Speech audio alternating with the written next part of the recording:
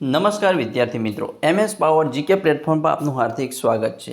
વિદ્યાર્થી મિત્રો, આજે આપણે જોઈ લઈશું બંધારણ, જેમાં આપણે 5 ટોપિક જોવાના છે। માહિતીનો અધિકાર, શોષણ વિરુદ્ધનો અધિકાર, ધાર્મિક સ્વતંત્રતાનો અધિકાર, સંસ્કૃતિ અને શિક્ષણ સંબંધી અધિકાર અને બંધારણીય ઇલાજોનો અધિકાર જોવાના છીએ। તો વિદ્યાર્થી મિત્રો, જોઈએ આજનો પ્રશ્ન number 1।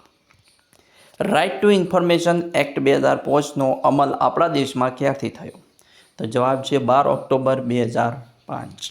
Next, right to information act 2005 લોકસભામાં ક્યારે રજૂ થયો હતો? તો જવાબ છે 12 જૂન 2005। નેક્સ્ટ, રાઇટ ટુ ઇન્ફોર્મેશન એક્ટની શરૂઆત સૌપ્રથમ કયા દેશમાં થઈ હતી? તો જવાબ છે સ્વીડન। નેક્સ્ટ, માહિતી અધિકાર એક્ટ હેઠળ સામાન્ય રીતે કેટલા દિવસમાં માહિતી પૂરી પાડવાની હોય છે? તો જવાબ છે 30 દિવસ। નેક્સ્ટ, માહિતી કોઈપણ વ્યક્તિ કે જીવનમાં સ્વતંત્રતા પ્રભાવિત કરે તો કેટલા સમયની અંદર આપવી જરૂરી છે? તો જવાબ છે 48 કલાક। નેક્સ્ટ, માહિતીનો અધિકાર અધિનિયમ અંતર્ગત સેન્ટ્રલ ઇન્ફોર્મેશન કમિશનમાં કેટલા કમિશનર હોય છે? તો એક મુખ્ય માહિતી કમિશનર અને અન્ય 10 કમિશનર હોય છે। નેક્સ્ટ, કયા અનુચ્છેદોનો સમૂહ શોષણ વિરુદ્ધના અધિકારની વિચારણા કરે છે? તો જવાબ છે અનુચ્છેદ 23 અને 24। નેક્સ્ટ, કયો અનુચ્છેદ માનવ વ્યાપાર અને બળજબરીપૂર્વક કામ કરવાનો વિરોધ કરે છે? તો જવાબ છે અનુચ્છેદ 23। નેક્સ્ટ, કયા અનુચ્છેદ હેઠળ કારખાનાઓ, ખાણો તથા કોઈ જોખમી કાર્યમાં બાળકોના આયોજનનો વિરોધ કરે છે? તો જવાબ છે અનુચ્છેદ 23 હેઠળ। નેક્સ્ટ, શ્રમિકોને પૂરતી મજૂરી ન આપવાથી સંવિધાનના કયા અનુચ્છેદનું ઉલ્લંઘન થાય છે? તો જવાબ છે અનુચ્છેદ 23। શ્રમિકોને પૂરતી મજૂરી ન આપવાથી સંવિધાનના કયા અનુચ્છેદનું ઉલ્લંઘન થાય છે? તો જવાબ છે અનુચ્છેદ 23નું। નેક્સ્ટ, સંવિધાનના કયા અનુચ્છેદોનો અમલ કરવા માટે સંસદ દ્વારા બંધુઓ મજૂરી પ્રથા નાબૂદ અધિનિયમ 1976 પસાર કરવામાં આવ્યો હતો? તો જવાબ છે અનુચ્છેદ 23ને। નેક્સ્ટ, બંધારણની કલમ 24 અન્વયે કેટલા વર્ષથી નીચેની વયના બાળકોને કોઈ કારખાનામાં કે ખાણમાં કામે રાખી શકાશે નહીં, તેમજ બીજા કોઈ જોખમવાળા કામમાં રોકી શકાશે નહીં? તો જવાબ છે કેટલા? 14 વર્ષથી નીચેની વયના બાળકોને। નેક્સ્ટ, 14 વર્ષથી નાની ઉંમરના બાળકોને કોઈ કારખાનામાં ખાણ કે અન્ય જોખમી કામોમાં આયોજિત કરવું એ કયા મૂળ અધિકારનું ઉલ્લંઘન છે?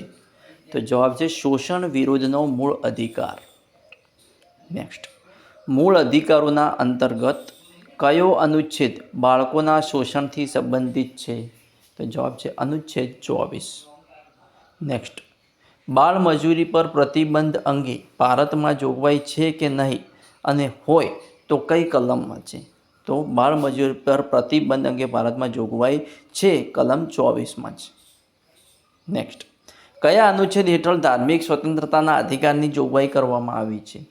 તો અનુચ્છેદ 25 થી 28 હેઠળ ધાર્મિક સ્વતંત્રતાના અધિકારની જોગવાઈ કરવામાં આવી છે। નેક્સ્ટ, ભારતીય સંવિધાનના પરિચયમાં પક્ષ નિરપેક્ષતા શબ્દ, પંથ નિરપેક્ષતા શબ્દ કયા બંધારણીય સુધારા દ્વારા જોડવામાં આવ્યો હતો? તો જવાબ છે 42માં બંધારણીય સુધારા દ્વારા પંથ નિરપેક્ષતા શબ્દ જોડવામાં આવ્યો હતો બંધારણ સાથે। નેક્સ્ટ, પંથ નિરપેક્ષતાનો અર્થ શું છે? તો પંથ નિરપેક્ષતાનો અર્થ છે કે રાજ્ય દ્વારા દરેક ધર્મ પ્રત્યે સમાન વ્યવહાર કરવો। રાજ્ય દ્વારા દરેક ધર્મ પ્રત્યે સમાન વ્યવહાર કરવો એટલે પંથ નિરપેક્ષતા। નેક્સ્ટ, સંવિધાનના કયા અનુચ્છેદ હેઠળ વ્યક્તિના અંતઃકરણની સ્વતંત્રતાની ખાતરી કરવામાં આવી છે? તો જવાબ છે અનુચ્છેદ 25। નેક્સ્ટ, અનુચ્છેદ 25માં જાહેર કરાયેલ ધર્મ સ્વાતંત્ર્યમાં કઈ કઈ સ્વતંત્રતાઓનો સમાવેશ થાય છે? અનુચ્છેદ 25માં જાહેર કરાયેલ ધર્મ સ્વાતંત્ર્યમાં કઈ કઈ સ્વતંત્રતાઓનો સમાવેશ થયો છે? તો છે અંતઃકરણથી અનુસરવાની સ્વતંત્રતા, ધર્મને માનવાની અને આચરણ કરવાની સ્વતંત્રતા, અને ધર્મનો પ્રચાર કરવાની સ્વતંત્રતા। અનુચ્છેદ 25માં આ સ્વતંત્રતાઓ આપવામાં આવેલી છે। નેક્સ્ટ, બંધારણના કયા અનુચ્છેદ હેઠળ શીખો દ્વારા કુપાણ ધારણ કરવું એ ધાર્મિક સ્વતંત્રતાનો અંગ માનવામાં આવ્યું છે? તો અનુચ્છેદ 25(2)(b)ના પ્રથમ સ્પષ્ટીકરણ અનુસાર કૃપાણ ધારણ કરવું એ શીખની ધાર્મિક સ્વતંત્રતાનો અંગ છે. નેક્સ્ટ, અનુચ્છેદ 25(2)(c)માં વપરાયેલ હિન્દુ શબ્દ હેઠળ કોણ કોણ આવે છે? અનુચ્છેદ 25(2)(c)માં વપરાયેલ હિન્દુ શબ્દ હેઠળ બૌદ્ધ, જૈન અને શીખ ધર્મને માનવાવાળા લોકો આવે છે. નેક્સ્ટ, સંવિધાનના કયા અનુચ્છેદ હેઠળ ધાર્મિક સંપ્રદાયોને ધાર્મિક અને ધર્માદાના હેતુથી સંસ્થાઓની સ્થાપના નિભાવવાનો અધિકાર છે? અનુચ્છેદ 26 હેઠળ ધાર્મિક સંપ્રદાયોને ધાર્મિક અને ધર્માદાના હેતુથી સંસ્થાઓની સ્થાપના અને સંસ્થા નિભાવવાનો અધિકાર છે. નેક્સ્ટ, કયા અનુચ્છેદ અંતર્ગત રાજ્ય ચોક્કસ ધર્મની અભિવૃદ્ધિ માટે કર ઉઘરાવવા અંગે ફરજ પાડી શકે નહીં? અનુચ્છેદ 27 મુજબ રાજ્ય ચોક્કસ ધર્મની અભિવૃદ્ધિ માટે કર ઉઘરાવવા અંગે ફરજ પાડી શકશે નહીં. નેક્સ્ટ, કયા અનુચ્છેદો હેઠળ સંસ્કૃતિ અને શિક્ષા સંબંધિત મૂળ અધિકારની જોગવાઈ કરવામાં આવી છે? તો અનુચ્છેદ 29 અને 30 હેઠળ સંસ્કૃતિ અને શિક્ષા સંબંધિત મૂળ અધિકારની જોગવાઈ કરવામાં આવી છે. નેક્સ્ટ, કયા અનુચ્છેદમાં લઘુમતીને પોતાની રુચિ પ્રમાણે શિક્ષણ સંસ્થાઓની સ્થાપના અને પ્રશાસનનો અધિકાર આપવામાં આવ્યો છે? તો જવાબ છે અનુચ્છેદ 30. અનુચ્છેદ 30માં લઘુમતીને પોતાની રુચિ પ્રમાણે શિક્ષણ સંસ્થાઓની સ્થાપના અને પ્રશાસનનો અધિકાર આપવામાં આવ્યો છે. નેક્સ્ટ, ભારતના બંધારણના કયા ભાગમાં સાંસ્કૃતિક અને શૈક્ષણિક અધિકારને ભારતના નાગરિકના મૂળભૂત હકો તરીકે સ્વીકારવામાં આવે છે? તો જવાબ છે ભાગ 3. ભારતના બંધારણના ભાગ 3માં સાંસ્કૃતિક અને શૈક્ષણિક અધિકારોને ભારતના નાગરિકના મૂળભૂત હકો તરીકે સ્વીકારવામાં આવે છે. નેક્સ્ટ, સંવિધાન દ્વારા પૂરા પાડવામાં આવેલ મૂળ અધિકારોની રક્ષણ કરવા માટે કયા મૂળ અધિકારોની જોગવાઈ કરવામાં આવી છે? તો જવાબ છે બંધારણીય ઉપચારનો અધિકાર. સંવિધાન દ્વારા પૂરા પાડવામાં આવેલ મૂળ અધિકારોની રક્ષણ કરવા માટે બંધારણીય ઉપચારના અધિકારની જોગવાઈ કરવામાં આવી છે. નેક્સ્ટ, બંધારણનો કયો અનુચ્છેદ બંધારણીય ઉપચારનો અધિકાર પૂરો પાડે છે? તો અનુચ્છેદ 32 બંધારણીય ઉપચારનો અધિકાર પૂરો પાડે છે. અનુચ્છેદ 32 બંધારણીય ઉપચારનો અધિકાર પૂરો પાડે છે. નેક્સ્ટ, મૂળ અધિકારોની મૂળ અધિકારોના રક્ષણ હેતુ રીટ જાહેર કરવાનો અધિકાર કઈ અદાલતને છે? તો મૂળ અધિકારોને રક્ષણ હેતુ રીટ જાહેર કરવાનો અધિકાર સર્વોચ્ચ ન્યાયાલયને અનુચ્છેદ 32 પ્રમાણે તથા ઉચ્ચ ન્યાયાલયને અનુચ્છેદ 226 પ્રમાણે સર્વોચ્ચ ન્યાયાલય અનુચ્છેદ 32 પ્રમાણે રીટ જાહેર કરે છે, જ્યારે ઉચ્ચ ન્યાયાલય અનુચ્છેદ 226 પ્રમાણે રીટ જાહેર કરે છે મૂળ અધિકારોના રક્ષણ હેતુ. નેક્સ્ટ, જાહેર સેના કાયદો લાગુ હોય ત્યારે કયા અનુચ્છેદ સંસદ મૂળ અધિકારોને રદ કરી શકે છે? તો જવાબ છે અનુચ્છેદ 34 હેઠળ. નેક્સ્ટ, ભારતીય બંધારણના કયા અનુચ્છેદને બાબા સાહેબ આંબેડકરે બંધારણનો આત્મા અને હૃદય કહ્યું છે?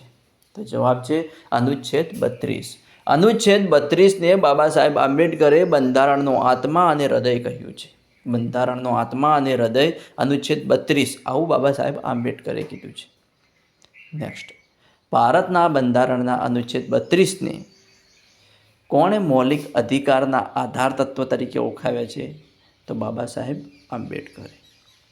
બાબા સાહેબ આંબેડકરે અનુચ્છેદ 32ને મૌલિક અધિકારોના આધાર તત્વ તરીકે પણ ઓળખાવ્યો છે અને બંધારણનો આત્મા અને હૃદય પણ કહ્યું છે.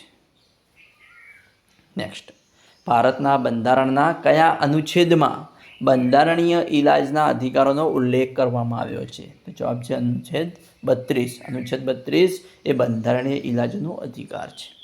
બંધારણીય ઇલાજનો અધિકાર એટલે અનુચ્છેદ 32.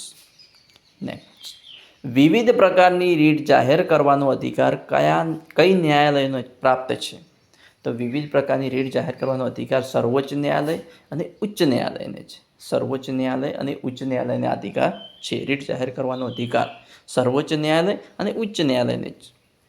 નેક્સ્ટ, રીટ જાહેર કરવાની સંકલ્પના કયા દેશના બંધારણમાંથી લેવામાં આવેલ છે? તો રીટ જાહેર કરવાની સંકલ્પના બ્રિટન દેશમાંથી લેવામાં આવી છે. બ્રિટનના બંધારણમાંથી લેવામાં આવી છે.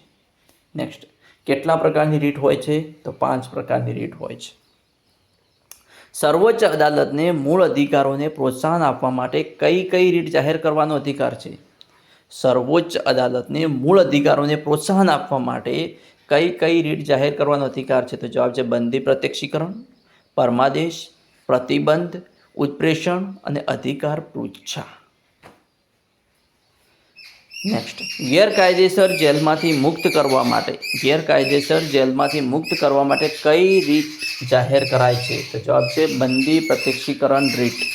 ગેરકાયદેસર જેલમાંથી મુક્ત કરવા માટે કઈ રીટ જાહેર કરાય છે? તો જવાબ છે બંધી પ્રત્યક્ષીકરણ રીટ. નેક્સ્ટ, બંધારણના કયા અનુચ્છેદ મુજબ હાઈકોર્ટમાંથી રીટ મેળવવાની જોગવાઈ કરવામાં આવી છે? તો જવાબ છે અનુચ્છેદ 226. બંધારણના કયા અનુચ્છેદ મુજબ હાઈકોર્ટમાંથી રીટ મેળવવાની જોગવાઈ કરવામાં આવી છે?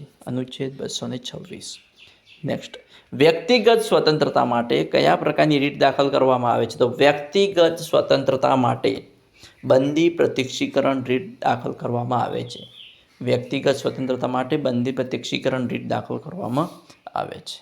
નેક્સ્ટ, મેન્ડેમસની રીટ એટલે શું? મેન્ડેમસની રીટ એટલે પરમાદેશ. મેન્ડેમસની રીટ એટલે પરમાદેશ. વિદ્યાર્થી મિત્રો, આવા અવનવા મોસ્ટ આઈએમપી પ્રશ્નો જોવા મારી ચેનલને સબસ્ક્રાઈબ કરવાનું અને હા, તમારા મિત્રો સાથે લિંક શેર કરવાનું ના ભૂલતા. Thanks for watching my video.